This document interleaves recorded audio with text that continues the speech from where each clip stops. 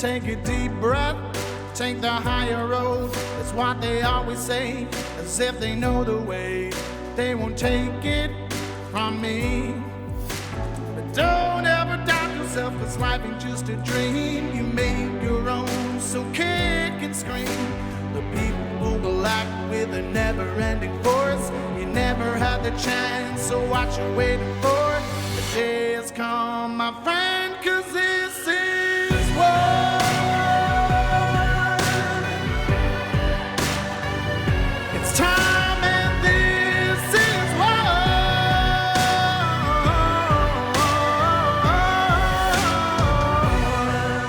Nurse advocacy is a vital and powerful force within the healthcare system.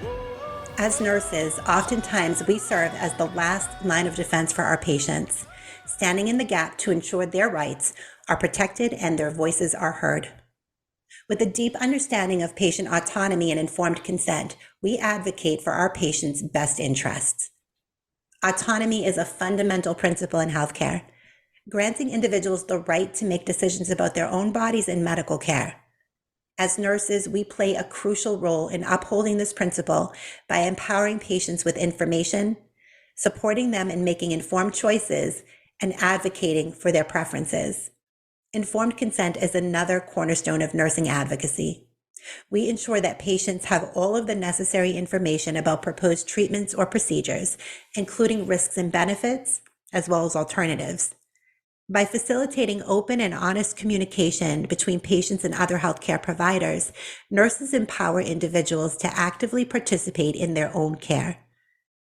Nurse advocacy goes beyond simply providing physical care. It encompasses being a voice for those who may not have one. Nurses act as fierce advocates for vulnerable populations, fighting against discrimination, injustice, and disparities in healthcare access. We use our expertise to address systemic issues that impact patient well-being. In times of uncertainty or confusion, we step up as unwavering advocates for patient rights. We navigate complex healthcare systems on behalf of those we serve, ensuring that every individual receives quality care with dignity and respect. You're listening to Nurses Out Loud on America Out Loud Talk Radio. I'm your host, Nurse Kimberly Overton. Before we get started today, I do want to encourage our listeners, if you have questions or comments, or perhaps you want to share your own experiences with what you're seeing on the front lines of healthcare, you can now submit those to us by sending them directly to nurses@americaoutloud.com. We will be featuring your questions and comments every Tuesday on a special Q&A episode with the nurses.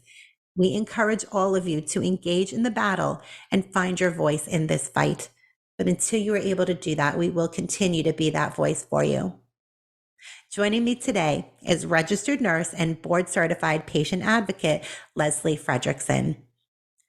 With over a decade of experience as a home care and hospice nurse, Leslie has become a staunch patient advocate and has been able to effectively assist patients and their families while navigating through the overwhelming maze called the healthcare system. In the beginning of the COVID-19 pandemic, Leslie saw that patients were being separated from their families and loved ones. Simultaneously, they were losing their biggest healthcare advocates, their autonomy, and their ability to make informed consent decisions. Leslie also observed patients lose their human connection with the people they loved the most, and the overall psychosocial decline was dramatic. This was extremely difficult to witness, and as a nurse, it changed Leslie to her core and caused her to pivot professionally. Pressing into her faith, she was driven to complete an RN patient advocacy training course and is credentialed as a board-certified patient advocate. And she has since launched her own private practice, RN Patient Advocate Services. Her company strives to empower every client and family with the education, knowledge, guidance, and support to make the best informed consent decisions for themselves. With the mission of empowering patients and their families with informed consent, one healthcare decision at a time, Leslie believes that informed consent is the only consent. And I could not agree more. Leslie, thank you so much for being here. Thank you. Thank you for having me. Absolutely. I mean, so we connected a while back, and I was just so impressed with your passion and your dedication to patient advocacy was really truly inspiring to me.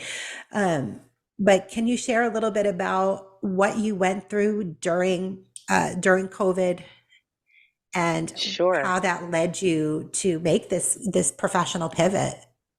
Yes. And, I agree with you with, the passion that you have is just, it's so needed in what's happened and how things have unfolded. And you're just like an outlier, and it's just beautiful what you're doing. For everything you said in the intro was so on point, because the first thing we learn in nursing school is how to be an advocate for patients, because like you said, we're the last line of defense for their safety, for their autonomy, and for their decision making. And anytime that we would sign an informed consent form, we have to make sure that they understand all options to them, and not just here, sign on the dotted line and shove a piece of paper in front of them. They need to understand how it affects them, what their options are, what their choices are. And that all went away with COVID. And I was a case manager for a hospice when COVID happened and unfolded, and the craziness that happened, and how everything that we learned in nursing school was completely negated, and Yeah. everything we learned, from even just wearing a mask and being told to put it in a brown paper bag and disinfect it, and then you could Isn't wear it for a week, the same Wasn't mask that the from room to most room to room. Yes, wasn't that the most ridiculous thing? And that's really what started me questioning everything. It's like this magic brown paper bag sanitizer, and the fact that they had us wearing our mask from COVID rooms to non-COVID rooms, and prior to COVID, infection control policy never allowed for this sort of thing. Yes, and another thing we learn is when somebody has an infectious disease, as a nurse, the first thing we learn is what's the isolation protocol, right? Yes. That's the first thing we have to know. It's how we protect our patients, it's how we protect ourselves, protect our families and patients' families. And no one ever really said, what is the isolation protocol? The CDC went around and around. Is it contact? Is it droplet? Is it airborne? Because we know if it's airborne, that's a game changer. It changes everything. So I kept waiting and looking to the CDC and the professionals and the powers that be. Okay, what is this isolation protocol? Because otherwise we're just running amok. And another thing we do as a nurse is, outside of patient advocacy, one of the number one things we do is teaching, Yeah. right? What do we teach our patients? What are we teaching them how to care for themselves when we're not there? How are we teaching our families to care for their loved ones? So that's another aspect that just got lost in the whole mix. And, you know, watching this unfold, it all equated to fear. And everybody was so fearful because here's this deadly virus, and grandma and grandpa are dying, and and it's horrible. It was horrible the way it first unrolled and unraveled and started taking place. And once you have fear, you're like a deer in a headlight, and you lose your ability to really clearly think, right, and make really good decisions. So, you know and as it unfolded, I'm thinking, okay, what are we teaching people? Like, the number one way to stop the spread of infection is just simple hand washing, right? Yes. Foam lights, doorknobs, light switches, the remote controls, like all of these things. I'm going, that's what we should be teaching. If it's, you know, the, I was just so flabbergasted the way it all unfolded. And now that we're reviewing it all, it goes back so far, but yet it's so fresh in my mind, because I just remember being so dumbfounded. Like, and I was thinking, where are these nursing instructors, like, crying out, going, wait a minute, Yeah. crying foul. Where's all these director of nurses? And, where are these medical directors? And, slowly you start seeing the ones that started talking about effective treatment, right? It's a virus. Yeah. Don't we talk about treatment? Whatever happened to talking about effective treatment? Well, when you start researching, right, you have to feel like you're going on the underground web, right? And you're a conspiracy theorist because you're looking for treatment, because God forbid you get it, right? As a hospice nurse, Mhm. I had a lot of patients who had it. So what if I get it? What if my family gets it? What's the treatment?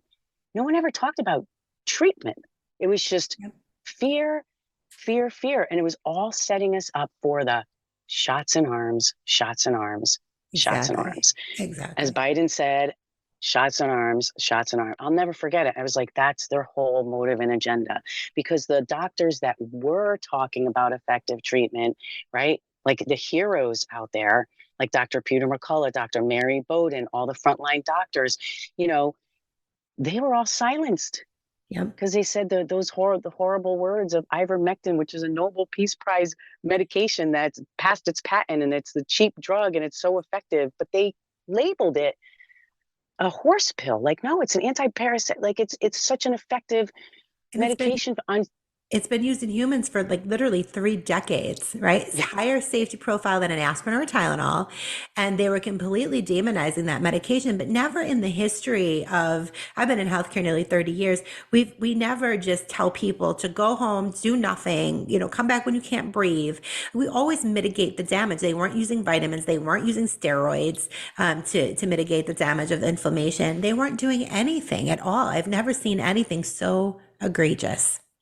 their protocols were to withhold vitamins, Yes. withhold them. Like, no vitamin C, no vitamin D, no zinc. I had a family friend who's her husband and her son died a day apart, and they were both in the hospital with COVID, and they withheld the simple vitamins. She had to drive to CVS to pick up zinc because the hospital, quote unquote, had none, and bring it to her husband. I'm not kidding you. This stuff, the protocols that were set up, I mean, you got to be careful with the words you throw around, but, it doesn't take a rocket scientist now to look back and go, something Yeah. is amiss. Something we need to cry foul. And that's what we do as nurses. We need to stand up and say, wait a minute, something doesn't make sense. They gave us that power as soon as we got our license to stand up for the people who can't, right? I mean, do no harm. That's the Hippocratic oath for doctors, but we have the nurses, the Nightingale Kind of Nurses pledge. Pledge, Yep. right? Yep. So I don't, my mind is just blown of how it all unfolded. And at the end of the day, the equation equals to fear. Because of fear, they were able to do what they did of how it all unfolded. So I refused to get the vaccine because, they're offering lottery tickets for it. Like, I Mhm. don't know. I mean, Donuts, donuts, I beer, mean, seriously, lap coffee and dances. yeah, I've seen all yeah. kinds of craziness. I yeah. So, I mean, you're not signing me up for that, Yeah. and then I researched the spec on Moderna when it first came out, and there was only 28,000 people that they, before they sent it out to the masses of billions of people, it had only been tested on 28,000. 14,000 got it and 14,000 got the placebo. And I remember looking at that going, huh, Yeah. I'm not comfortable taking it yet. Yeah. And I just kept pausing and just kept pausing. And then they mandated it. Our government mandates it, but yet, ready for this? They exempt Themselves. themselves Yes. from the Hello. mandate. Like, I mean, if that doesn't make you head scratch your head and Yeah. go, and yet people are lining up in Yeah. droves.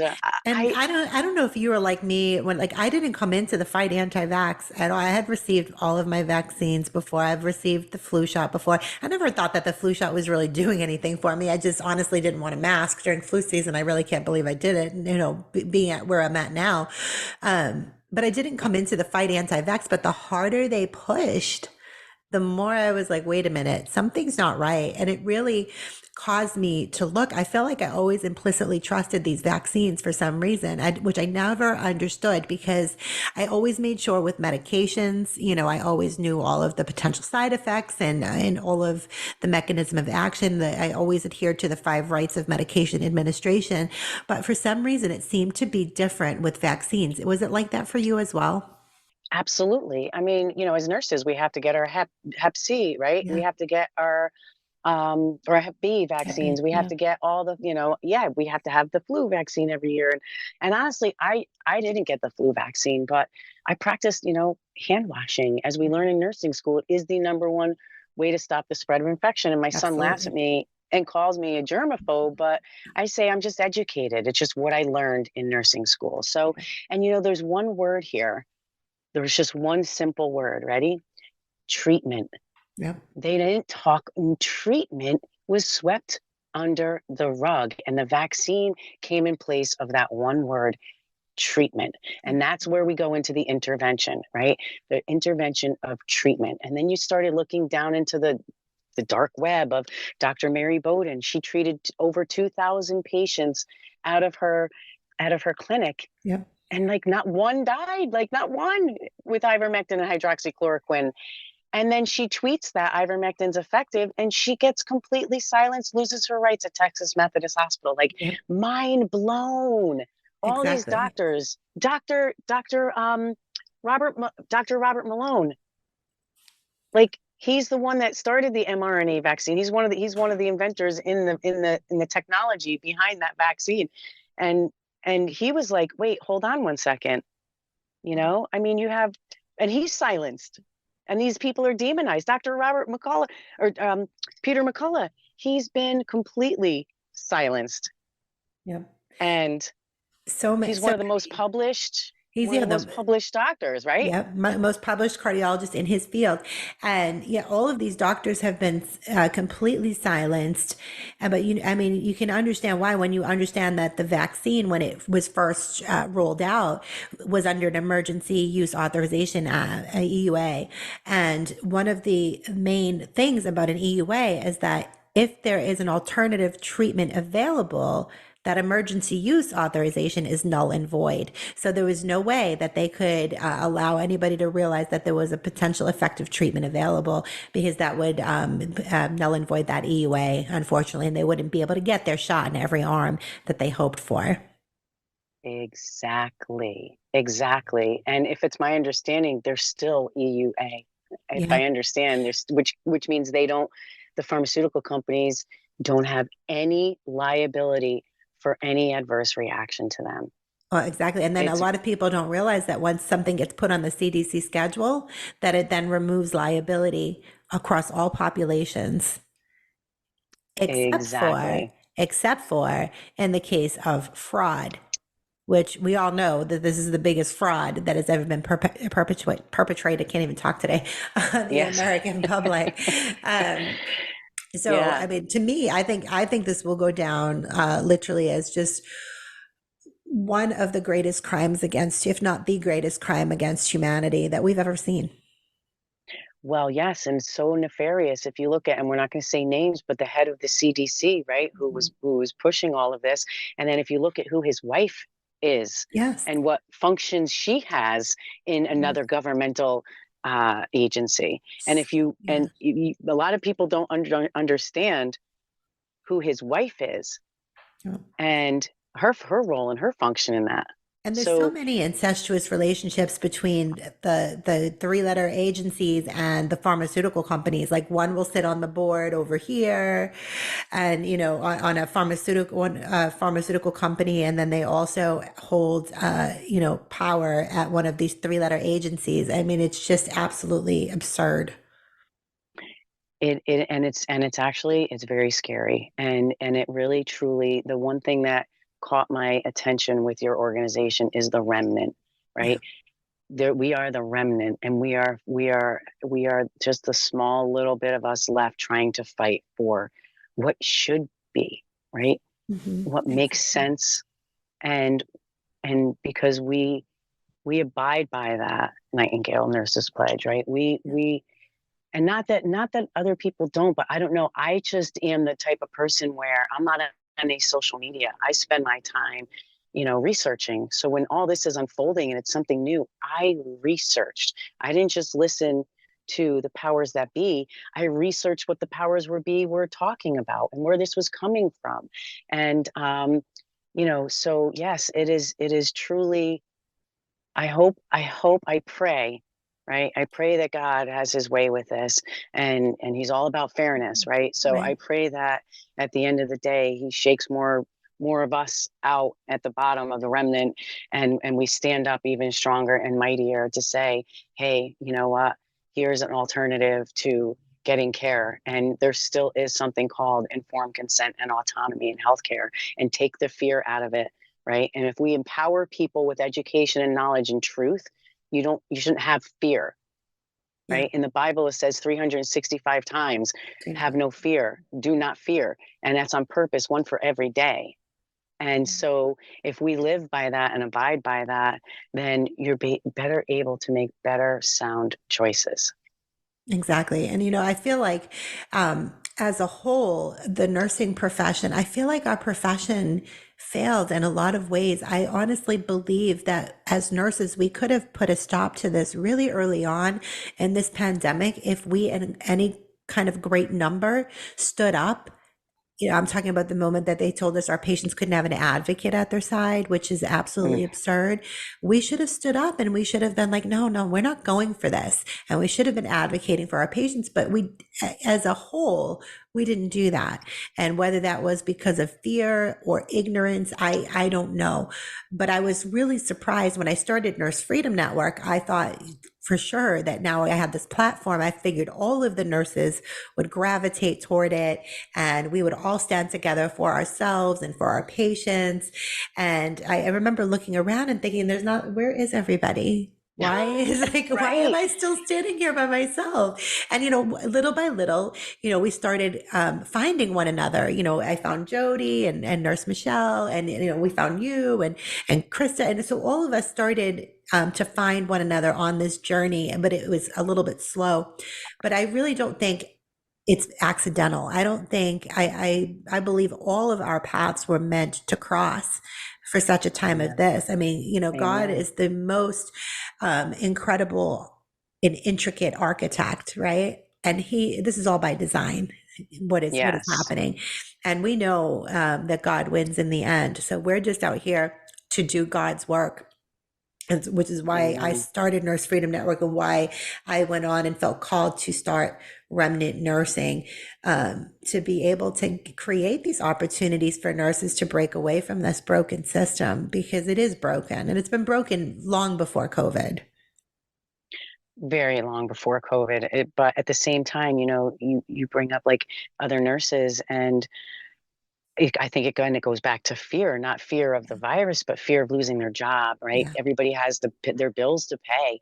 And the way that CMS set it up is that if companies did not have over 90% of their people vaccinated, right, with Mhm. a shot in the arm, Yeah. then they would withhold payment. Now, when you're talking about hospice, over 90% of patients on hospice, most of them are on Medicare or Medicaid. That's what CMS is, Yeah. Center for Medicaid and Medicare, right? Yeah. So if you're going to withhold, so everybody had a gun to their head, but yet the people who were putting the guns to their head were exempt from it. And Exactly. so what do you do though, unless you're in a financial situation where you can afford to take the risk to stand up for what's right, right? And to go with your gut. That's where the Holy Spirit speaks, is our gut. Something doesn't feel right, listen to your gut. I'm a big, big advocate about listening to your gut. Yeah. And now, how many people do you know? How many nurses now do you know who are vaxxed, like multiple times and boosted? And, how many of them look back and go, wow, I knew something wasn't right. And Mhm. I Yeah. wish I didn't. I mean, I know a lot of people who have said, wow, I wish I didn't. Yeah, I'm so grateful for the discernment that I had to not get the shot. Like I said, I've taken vaccines before, and in the beginning, it wasn't even that I thought something nefarious was going on per se. I just thought that, the timing is a little off. It doesn't seem like there's enough data and to be able to say the word safe and effective. That's what I will never understand, how anybody could possibly utter these words, safe and effective, when we would have no way of knowing that, when we didn't have any data available to say that. And, seeing that happen over and over again by medical professionals, nurses, doctors, who I once had a great deal of respect for. It's really, it's broken down a lot of that for me, a lot of those relationships. Like, do I still like these people as people? Sure. Do I respect them? Not really. Not Well, not really. as professionals. How can you No. as professionals? And I'm sorry, but when you open up a vial and you're giving out medication, right? Which, effectively that's what a vaccine is, right? So and you open up the information sheet, the data sheet, and it's blank and it says intentionally left blank and there's Yeah. nothing on it. Yeah. Nothing on it. Nothing about the chemical makeup, Yeah. nothing about the trials, nothing about the study, no data at all, but yet you're giving that to Exactly. somebody? And not and to be able to say, how are we supposed to give as healthcare professionals, how are we supposed to give true and informed consent when we are not even informed? We have no idea, we don't even know what's in it. How can we Right. give somebody informed consent when we don't have it ourselves? I know, and it's so sad. It really, really breaks my heart, but at the same time, like, God made me this fiery, passionate person. Yes. So, and it really, truly made me pivot. I mean, watching, like you said, advocates were taken away from these people, and in hospice, Hmm. I mean, I had patients who have these slow neurodegenerative diseases like Yeah. dementia, Alzheimer's, right? And the only meals sometimes these poor people would eat was when their families would come in.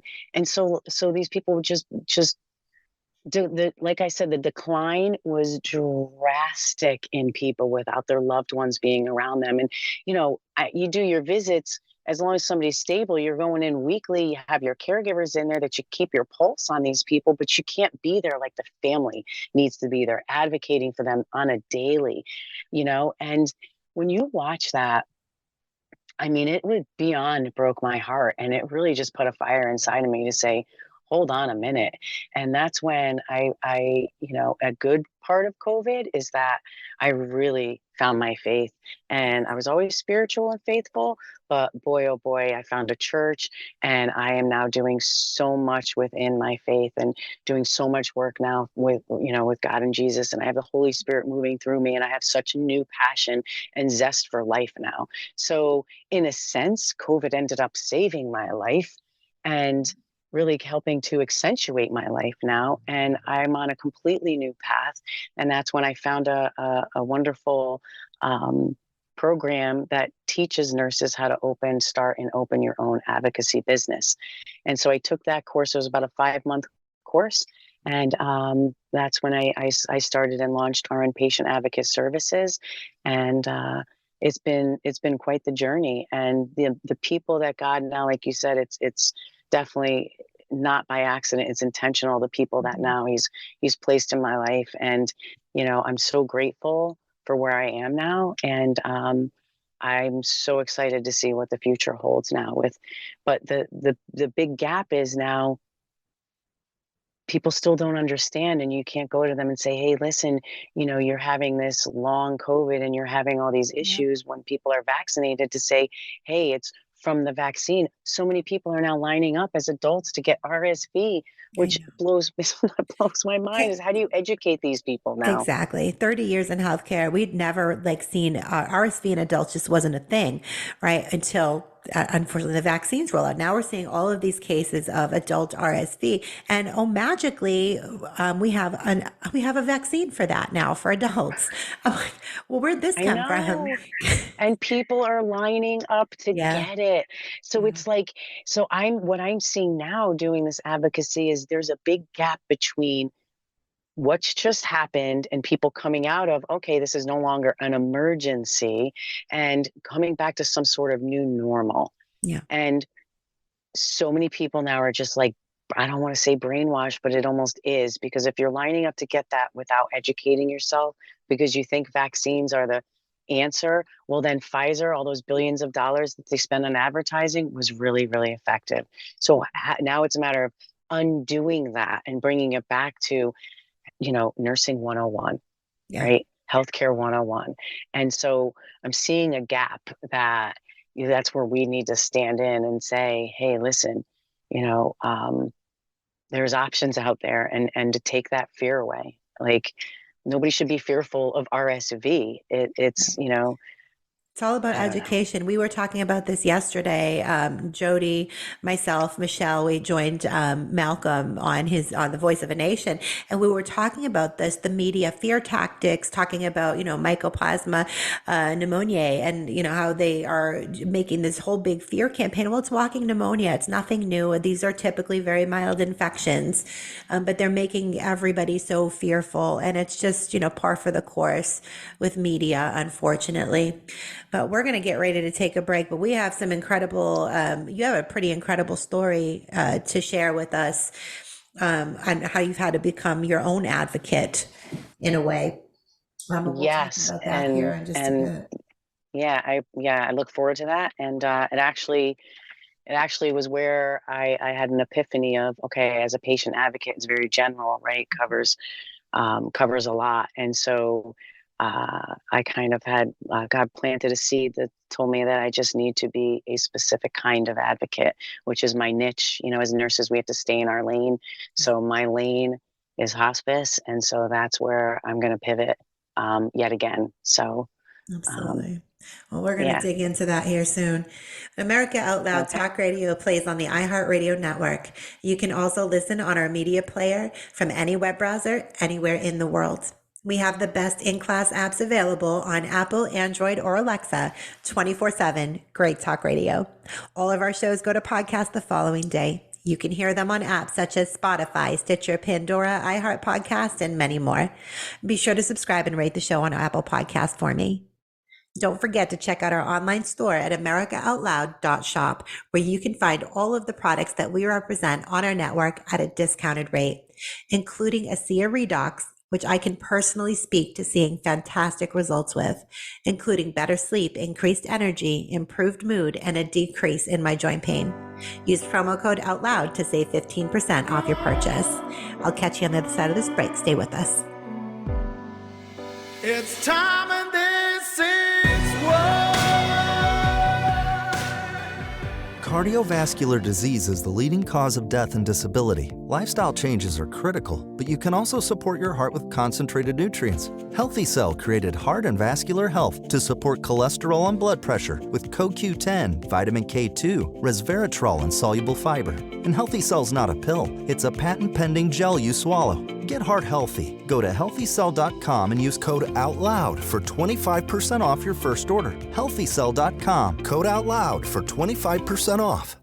I'm so confused. I don't know what to do. I'm afraid of going to the hospital. My doctor tells me nutrition doesn't work. Trust is earned. We are the Energetic Health Institute, and we want to earn your trust. Natural medicine, holistic nutrition, detoxification, fasting, cellular healing, and so much more. Remember, the best way to be free is to be healthy. So stop being a patient and start being a student at energetichealthinstitute.org. This is Jody O'Malley with Nurses Out Loud. Did you know our body is made up of trillions of cells, and inside each cell, redox signaling molecules are produced? These molecules hold a sacred place in chemistry because as we age, the vital communication of our immune system to keep our bodies free from harmful bacteria, viruses, and toxins become less efficient. For the first time ever, ASEA brings you the power of these molecules in a convenient and potent form to provide your body with the essential support it needs to thrive. Ever since I toured their facility, I take 2 ounces in the morning and evening, and my vitality and energy has been restored at a time I needed it the most. Go to americaoutloud.shop and get your exclusive 15% discount by using the code OUTLOUD.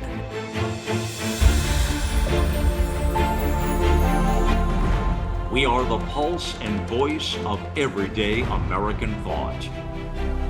AmericaOutloud.news, delivering a message of truth, inspiration, and hope to the world. Here we take on the challenges of our generation so that we can preserve future generations.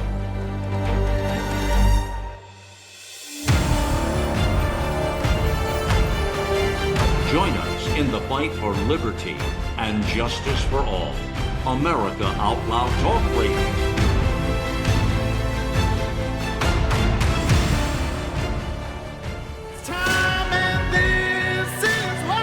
Welcome back to Nurses Out Loud on America Out Loud Talk Radio. I'm your host, Nurse Kimberly Overton. Wherever you're listening from today and whatever you're doing, I thank you for giving me the gift of your time. Be sure to make AmericaOutloud.news your daily stop for all the latest news and happenings. We all must do our part and share the stories, the articles, the podcasts, and videos so we can help secure America's future. If you're just joining us, I've been talking with registered nurse and board certified patient advocate, Leslie Fredrickson. Leslie, thanks again for being here today. Thank you. Absolutely. Thanks for having me. Oh, absolutely. It's been amazing to have you. Great conversation. Really love talking with other nurses who have an understanding of, our role as patient advocates. And as we were talking about before we went to break, you recently had your own health scare that you needed to be hospitalized for. So you really started to realize that you needed to be your own advocate, which in a lot of ways can be difficult. Why don't you touch on that a little? You definitely hit the nail on the head, because it was unexpected, and it's kind of ironic after, fighting so hard to not get the vaccine that I end up having some cardiac issues, pretty serious arrhythmia that, sent me to the hospital on a Tuesday night. And I really got to see firsthand what it's like to be on the other side of that bed. Being an advocate as a nurse is one thing, but then when you understand from being in that bed, it's a completely different look and view on how important and how imperative it is that people understand that patient advocacy is so needed, because it's almost like there's an intentional fracturing of our healthcare system. It's almost like it's intentional with all these, when you x-ray it and you get down to like the root cause, it's so vast that it's hard to put a finger on it. But, the start of it started in the emergency room with nothing but travel nurses. Yeah. And when you're travel nurses, they're coming from all over the country. And, this is what COVID has unearthed, is travel nursing. And people go and they do stays, 8 to 16 weeks or, a couple months in one place, and then they move around. And it's great because you could see the country, but it's not great for continuity of care. It's not great for the integrity of the patient. And I really believe that it's at kind of the root of the fracturing of the healthcare system. So, as well as, I don't know if you remember, I might be dating myself, but when I was a kid, we had one doctor for the entire body, every system of the body, right, from the ground up. And now it's like, I have a cardiologist, and it's the cardiologist, and they don't deal with the respiratory, like, is cardiopulmonary go together, but cardiology, and then you have pulmonology, and you have GI. It's like they've taken the body systems down and fractured that as well. And it's like there's a whole person here. Yeah. And you can't have the cardio without the pulmonary, and like it's you can't have one without the other. But so I don't know. I mean, I don't know if we'll ever get to the root cause of it, but being on that side of the bed gives you plenty of time to look at how fractured it really truly is. And it's outright scary and flagrant and very dangerous. It was dangerous what I went through for 16 days for a cardiac issue to get a full cardiac workup. I mean, from when I got admitted that Tuesday night, and my cardiologist is there, and this is a level 1 trauma center. And I have my cardiologist there saying, oh yeah, so, you have VTAC, some pretty serious VTAC, and you're going to need EP involved, right? Electrophysiology involved. And I said, oh, yeah, okay. Well, I mean, I have a Holter monitor on, so you captured these events. That's great. And then he proceeds to tell me, but we don't have an EP because ours is out on paternity leave. And the other one is on early retirement, and he's not seeing patients in the hospital. So we don't have an EP. And, when you're in that bed, I wish I knew what I knew now, right? Hindsight is 20/20. And if anything, that experience of surviving 16 days in the hospital, because that's what it's like. You feel like you get out and discharge. You're like, woohoo! I made it. I survived. I mean, truly. Hospitals are dangerous places these days, honestly. Hence the advocacy. It's not like it used to be. It is so dangerous. Okay, so I'm in the hospital Tuesday night, no EP in my group. You would think they would do a consult with the hospital EP, but slipped their mind, I guess. So, and I wish I started doing what I now am going to be telling all of my patients, right? Get a business card from everyone. Keep a notebook, go into the hospital with a blank, empty notebook, and you need to write down times, dates, people you spoke to, and what was said. Keep a chronological list of everything that goes on, because you need to have a pulse on everything, because there's so many comings and goings of people and so many ins and out that it's hard to keep track of when you're laying in that bed scared because you don't know what's going on. It's a scary time. Even as a nurse, I was so scared because I didn't know what was going on, and I was hoping I was in good hands at a level 1 trauma center. Yeah. But wow, the way things unfolded. So I'm in the hospital with a polymorphic VTAC sustained that I didn't know right initially what it was. I just knew it was VTAC. I didn't know how severe it was, because I was sent in from a Holter monitor at 8:30 at night, 9 o'clock at night when I got admitted. So the good thing is they got me right in, did an EKG, which was negative, get me right in. And then I'm sitting there overnight. And because I'm not having any episodes, they look at me as young, I'm healthy, right? As my doctor said, he came in and said, "Whoa, I didn't expect to see you." Mm-hmm. Right. And so because again, I'm healthy. I've never had any issues. I don't have, any real serious cardiac issues in the family. So, so I sit there all night Tuesday. Wednesday comes by. They didn't even draw labs on me. What? No labs. They didn't draw labs on well, me. I'm just like, what? I'm sitting there, No, wait. Okay, no. back up.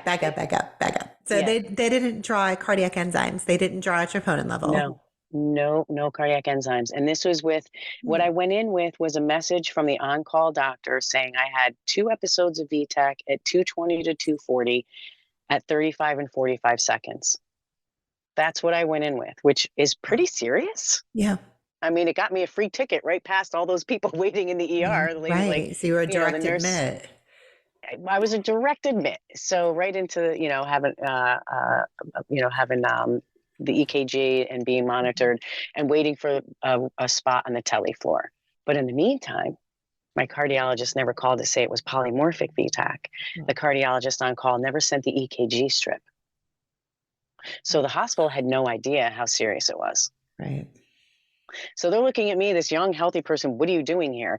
So by Wednesday, they draw labs, they do a urinalysis, and then they transfer me to another side of the ER where it was not, in such a triage level because I was stable, right? So, and I hadn't had any episodes, and my, I had normal sinus rhythm the entire time I was there. So now I go to the other side of the ER, and I'm saying to the nurse, excuse me, but I've been here almost 24 hours and maybe I can get an echo. Maybe you can start working me up. Yeah. Is that not the Maybe? saddest thing? I mean, you're literally having to direct your own care because they're not treating you appropriately. They're not evaluating or assessing you appropriately. Nope. So so now I have to now, and then you know how it goes when you stand up and you advocate for yourself, they don't like it all the time. And now you get what goes on behind the scenes, right? It's like, the pain in the ass. You know how it goes. Oh yeah. Excuse my language. It's the truth. So I finally go for an echo, right? The next on Wednesday. And then it's negative. And finally about 7:30, so almost 24 hours, they finally had a room for me. And so they take me up to the tele floor, right? And so still no EP involvement. So after the echo comes back, then I find out, okay, you're going to get a stress test in the morning. And it's going to be a Lexi stress test, which is when they give the meds to induce the trying to get your heart rate up instead of doing the treadmill stress test. So, but I didn't know what I know now, right, at the time, because I'm scared, right? I'm like, okay, what is going on that I even have to be here and I'm not getting any real communication, no testing.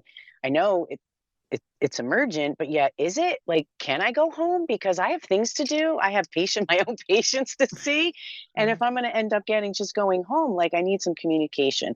So I didn't get much from that. And still no EKG strip from my Holter monitor from the episode that I had out, when I was home.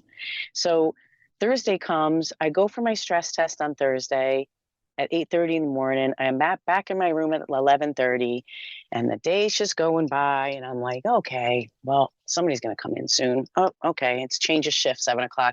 Okay, somebody's going to come in and like tell me the results. Okay, now it's 9:00 at night. No doctors come to see me. What are my results of this stress test? Nobody came to see me. Unbelievable. So unbelievable. So now I'm at the nurses station to these poor nurses who have nothing to do with it really, but yet why has nobody? So now I'm kind of advocating for myself there, right? And I'm like, are you trying to throw me into an episode? Because I think that's what, so come to find out the stress test was negative. Okay, so then what's the game plan? So now I'm saying, why is there no EP involvement? So my cardiologist finally calls me at 9:30 in my room at night. This is Thursday. Oh. And I kind of give him a what for, like, what if this was your wife laying in this bed? Would you allow this to go on? Like no consult after the stress test? Yeah. And he says, and I said, and what about the EP? And he says, well, I talked to the nurse. I said, we're in a level 1 trauma center. If your cardiology group doesn't have an EP, then you get one from the hospital. No? Yeah. Isn't that what you do? And so he says, oh, well, I talked to the nurse manager. And I said, wait a minute. A nurse manager? I said, no, doc, you do a peer-to-peer. Yep. When do you ever just go to a nurse manager and leave that on her? But that cuts into their financials, right? I mean, they want to stay within their group. That's, Yes. That's my guess. It's always financially motivated, is my guess. Well, actually, what I know. Well, because it always comes down to the dollar. It does always come Exactly. down to the dollar. Yeah, it is all about the Benjamins. It's unbelievable. But at the same time, like, okay, stress test negative, echo negative. What's the game plan here? Because again, I have my own patients to see, right? Yeah. I'm working for a home care. I have my advocacy business. Like I have things to do. And if it's just that I'm going to get discharged home, then can it be like tomorrow on Friday? I'm thinking, I have movies with my friends. I have plans for the weekend. Like, what's the plan here? Yeah. So I really was very firm, advocated, not nasty, but very professional. Like, I can't believe that this happened with this big wig cardiologist. I was blown away. So next thing you know, Friday comes, 6:45 in the morning, up rolls. I wake up and they're sitting right on bed, right next to my bed in a chair, the EP who's in early retirement, not seeing any patients at the hospital anymore. And he just came in because the cardiologist from the night before called him and said, you need to go in and see her. So here's the EP sitting there saying, yes, it's polymorphic VTAC. It's very serious. And we're going to get the EKG strip from the monitor. This is Friday. I was there since Tuesday. Okay. Yeah. So Friday afternoon, they finally get the EKG strip from the Holter monitor and realize, oh, this is really serious. Because I hadn't had any symptoms. I had no episodes when I was in the hospital. So, so he tells them that, yes, it is serious. And the next plan was to get an MRI, right? So that was next. But I needed to go for a cath first. So the EP's there. He does his thing. And then he leaves. And I don't even know why he came out, because he's not doing any procedures at the hospital anymore. He just came out to appease me because he knew I wasn't happy. And really, I needed an EP involvement with the rhythms I'm having, right? Absolutely. So, yeah.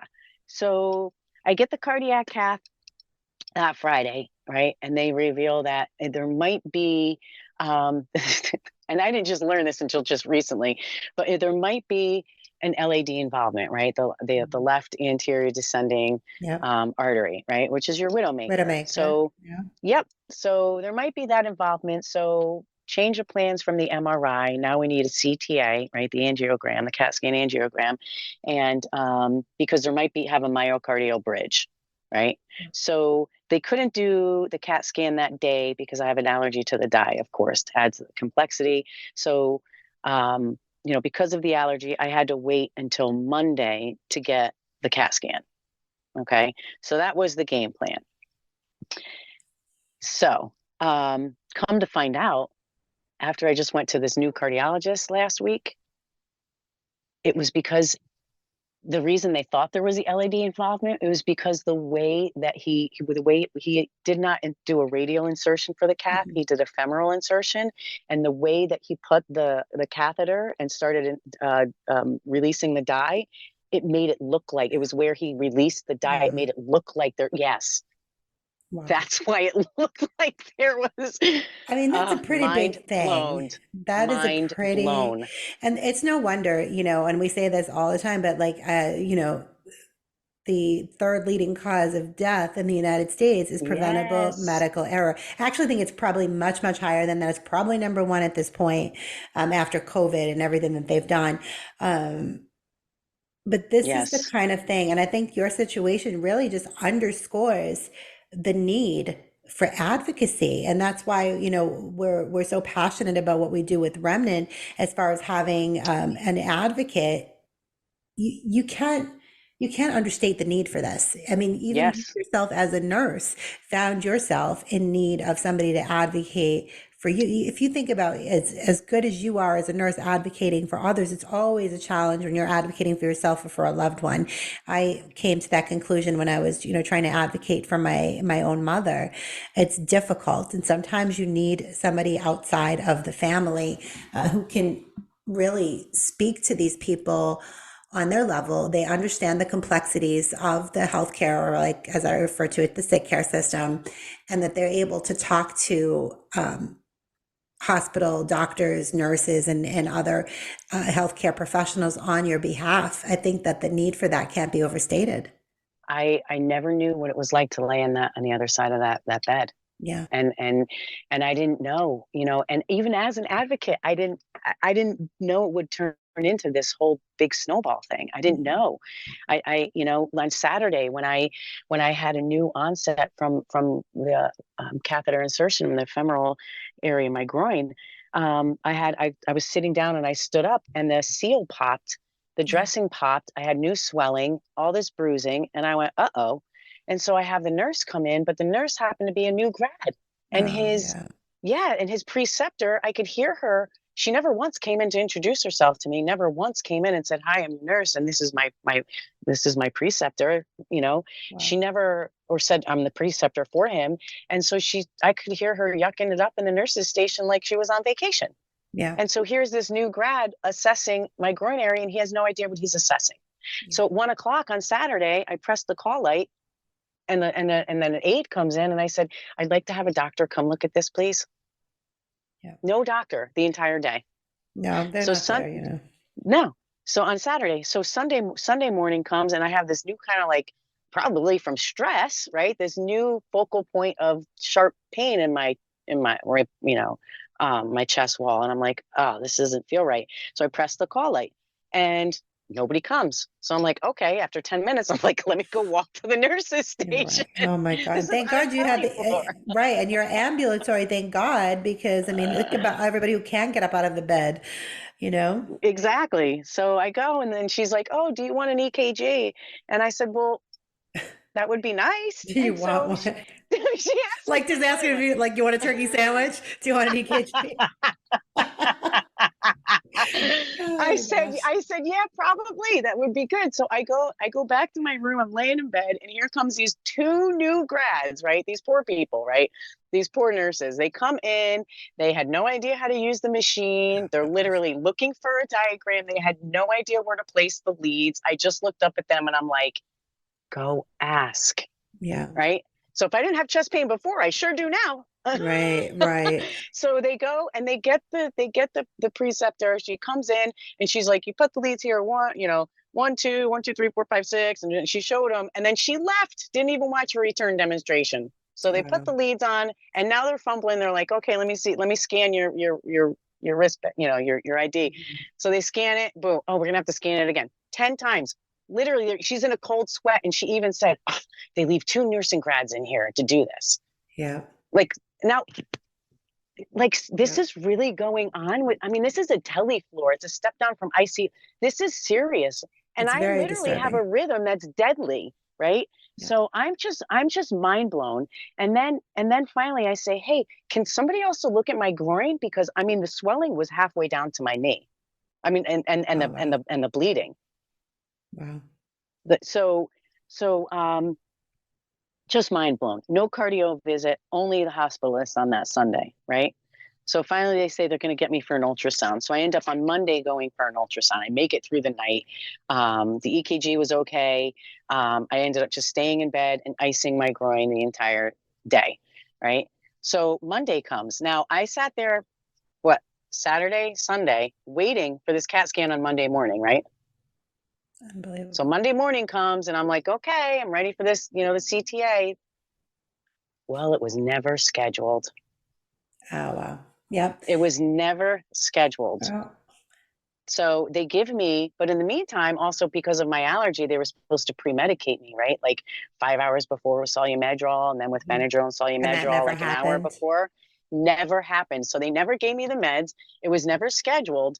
And I'm NPO, right? Yeah. But he did give me around 9 o'clock in the morning. He's like, well, just in case we can get you in, he's like, let me give you at least prednisone. So he gives me oral prednisone, which comes to find out, ready for this, Kimberly? It takes 13 hours for prednisone orally to work against an allergy for Right. so you give me Yeah. prednisone, right? So in the meantime, now I'm still NPO. I didn't find out till 1 o'clock that they couldn't take me in. And you wonder So why people are dying in hospitals. And it's usually one thing that cascades into another, and one intervention that cascades into another. If you followed along with Baby Autumn's story, then you can understand quickly how one intervention can lead to another cascade of negative effects on patients. So, I mean, yeah. we're running out of time, Yeah. and I am gonna have to have you back, because honestly, Leslie, this is Yeah. absolute. Well, real quick, I ended up having they had to call a rapid on me because my heart rate went to 280 Monday night, and it was sustained at 239 for 62 seconds. So I almost went into cardiac arrest on Monday night, and after they never drew labs, and I still had no EP involvement. Still no EP, almost a week. I'm telling you, just get Yeah. an advocate, get an advocate. Yes. And the need for, like, honestly, this entire system, we need to rebuild from the ground up, because this system is so broken. And I fear for myself as I get older. I fear for my loved ones, on who's going to take care of us, because Right. it doesn't. This system is not sustainable. It is not fixable, and we do need to build something up alongside of it that will truly focus on true patient-centered care. Leslie, And thank huge. you. Here's real quick. Another thing: preventative health. Amen. Right? Amen. Yes, and that's huge. That is going to So, make all the difference. yes. Well, Yep. thank you. Thank you so much for coming on. We are going to have you back for sure. And I look forward to seeing where we go with remnant nursing in the future. Thank you. Absolutely. That's all the time that we have for today, friends. But remember, we are here on the air 5 days a week, Monday through Friday at 10 a.m. Eastern. Until next time, be safe, be well, and God bless. Remember, we are in a war for truth. We are putting out a bounty on the real misinformation and exposing the purveyors of propaganda. No topic is off limits as we shine our light and expose the darkness. It's time